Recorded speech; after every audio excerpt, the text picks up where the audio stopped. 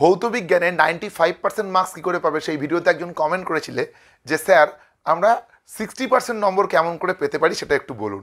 আমিও তার কমেন্টটা দেখে ভেবে দেখলাম সত্যিই তো, সবাই তো 90-এর জন্য লড়ে না, কেউ 60-এর জন্যও লড়ে।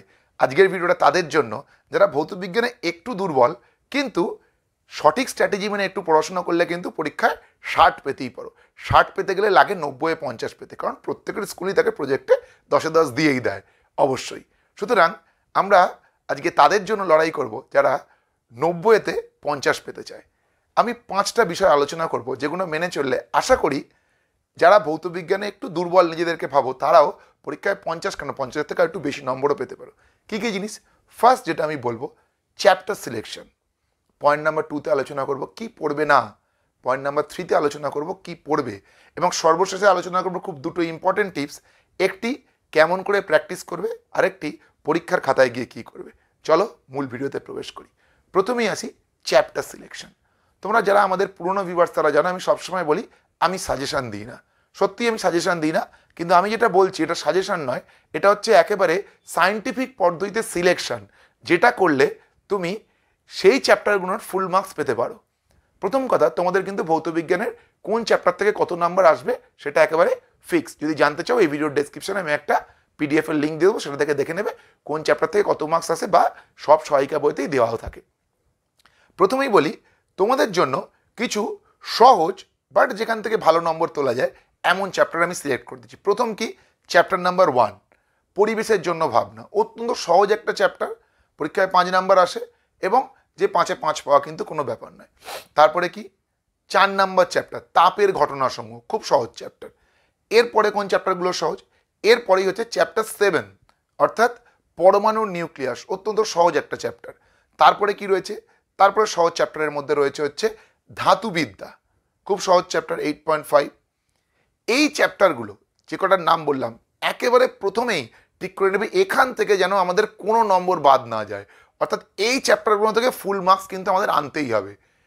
তারপরে আমি বলছি যে কোন চ্যাপ্টারগুলো একটু তোমরা এড়িয়ে যাওয়ার চেষ্টা করো, যেগুলো কম্পারেটিভলি একটু কিন্তু সত্যিই বাকিগুলোর তুলনায় কঠিন। যেমন ধরো চ্যাপ্টার নাম্বার 3, রাসায়নিক গণনা, পরীক্ষায় শুধুই অঙ্ক আসে, 4 নাম্বার প্রশ্ন আসে কিন্তু শুধুই অঙ্ক আসে। তোমাদের যদি মনে হয় যে সত্যি অঙ্ক আমরা ঠিকঠাক পাই না, খুব বেশি এটার পেছনে পড়ার দরকার নেই, কারণ এটা তোমরা একটু অ্যাভয়েড করো। আর একটা চ্যাপ্টার আছে একদম শেষ চ্যাপ্টার 8.6, জৈব রসায়ন, একটু যেন খটোমটো চ্যাপ্টার মনে হয়, ছেড়ে দাও, দরকারই নেই তোমাদের এই দুটো চ্যাপ্টারের পেছনে পড়ার। একটা হচ্ছে কি, চ্যাপ্টার নাম্বার 3 অর্থাৎ রাসায়নিক গণনা, আর একদম 8.6 অর্থাৎ যেটা পড়ে রইল হচ্ছে আমাদের জৈব রসায়ন, বাদ দিয়ে দাও। এবার বলি এর মধ্যে যে চ্যাপ্টারগুলো রয়ে গেল, অর্থাৎ যেগুলোর কথা আমি বললাম না, চ্যাপ্টার নাম্বার 2 গ্যাসের আচরণ, চ্যাপ্টার নাম্বার 5 আলো, চ্যাপ্টার নাম্বার 6 প্রবাহিত রিত। এবার আসি চ্যাপ্টার নাম্বার 8। চ্যাপ্টার নাম্বার 8-এর মধ্যে আমাদের কী কী রয়েছে? প্রথমেই আছে হচ্ছে পর্যায় সারণী, তারপরে রাসায়নিক বন্ধন, 8.3-তে তড়িতের রাসায়নিক প্রভাব, 8.4 অর্থাৎ পরীক্ষাগার ও রসায়ন শিল্পে অজৈব রসায়ন।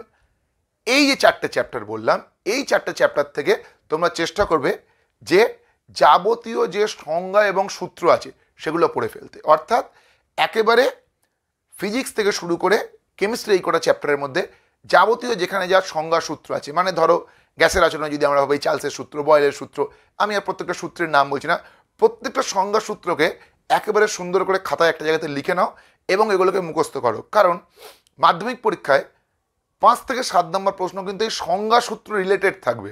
সুতরাং সংজ্ঞা সূত্রগুলো যদি তোমরা রেডি করতে পারো তাহলে কিন্তু এই নাম্বারটাও পেয়ে যাবে। এরপরে যেটা রয়ে যায় সেটা হচ্ছে কিছু প্রশ্ন যেগুলো একটু বুদ্ধি করে লিখতে হয়, সেইগুলো পরীক্ষার হলে গিয়ে যদি দেখো তোমার পাড়ার উপযুক্ত লিখবে, আদারওয়াইজ সেগুলো ছেড়ে গেলে ছেড়ে যাবে, কারণ তুমি তো 90-এর জন্য লড়ছো না, তুমি লড়ছো 60-এর জন্য। সুতরাং সেখানে তো কিছু নম্বর তোমার ছাড়ার একটা সুযোগ আছেই। এরপরে যেটা আসি মোস্ট ভাইটাল জিনিস, সেটা হচ্ছে প্র্যাকটিস। কী নাম করে প্র্যাকটিস করবে এবং কি প্র্যাকটিস করবে? দেখো, প্রথম তোমরা যেটা প্র্যাকটিস করার চেষ্টা করবে সেটা হচ্ছে প্রিভিয়াস ইয়ারের মাধ্যমিকের প্রশ্ন, শেষ 3 বছর 4 বছর য বছর তোমার পক্ষে সম্ভব সেই প্রশ্নগুলোকে প্র্যাকটিস করবে, কারণ কিছু প্রশ্ন কিন্তু অবশ্যই রিপিট হয়। আমি বলছি না তুমি প্রিভিয়াস ইয়ারের প্রশ্ন করে গেলে 90 নম্বরের মধ্যে 90 নম্বরই কমন পাবে, কিন্তু সেই আউট অফ 90 অন্ততপক্ষে দেখবে 20-25 নম্বর এসছে কিন্তু পুরনো এই 4-5 বছর থেকে। সুতরাং প্রিভিয়াস ইয়ারের প্রশ্নগুলো কিন্তু তোমরা অবশ্যই খুব মন দিয়ে প্র্যাকটিস করবে। এরপরে কি রইল, যেটা বলেছিলাম এক্সাম টিপস। এক্সামের জন্য তোমরা কি করবে? এক্সামের জন্য তোমরা কতগুলো ব্যাপার প্রথমেই খেয়াল রাখবে। প্রথম কথা হচ্ছে এমসিকিউ একটাও ছাড়বে না। যে কটা এমসিকিউ এর উত্তর নিজে জানা আছে সেগুলো লিখলে, বাকিগুলোর কোনো একটা অপশান নিজে আগে থেকে ঠিক করে যাবে যে সি ডি এর মধ্যে কোনটা লিখবো, বাকিগুলো সেটা লিখে দিয়ে চলে আসবে, কোনোটাই ছেড়ে আসবে না। আর কি, আর হচ্ছে যে কোনো শর্ট প্রশ্ন অর্থাৎ সত্য মিথ্যা, স্তম্ভ মেলাও, এই জিনিসগুলোকে ছাড়বে না। এইগুলোর উত্তর কিন্তু অবশ্যই করবে। এবং পরীক্ষায় যে কোনো কিছুর টপিকের উপর প্রশ্ন নিলে যদি তার কাছাকাছিও কিছুটা উত্তর তোমাদের জানা থাকে সেটা লিখবে। মানে ধরো আমি একটা এক্সাম্পল আকারে বলছি, ধরো প্রশ্ন এসছে যে বায়ুর বুদবুদ জলাশয়ের নিচ থেকে ওপরে ওঠার সময় তার আয়তন বাড়ে কেন?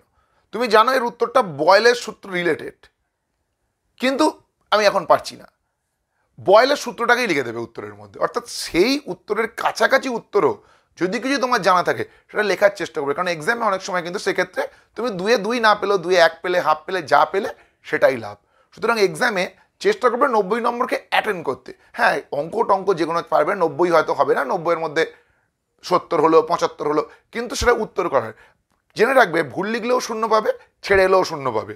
সুতরাং ভুল যদি মনেও হয় লেখার চেষ্টা করবে, কারণ তোমার হয়তো মনে হচ্ছে ভুল, যে টিচার তোমার খাতা চেক করেছে দেখলো হয়তো এখানে হাফ নম্বর দেওয়া যায়, সেই নম্বরটা তুমি পেয়ে যাবে। সুতরাং ছেড়ে আসার থেকে কিন্তু বেটার যদি একান্তই না পারা যায়, ভুল মনে হলেও সেই উত্তরটা লিখে আসা।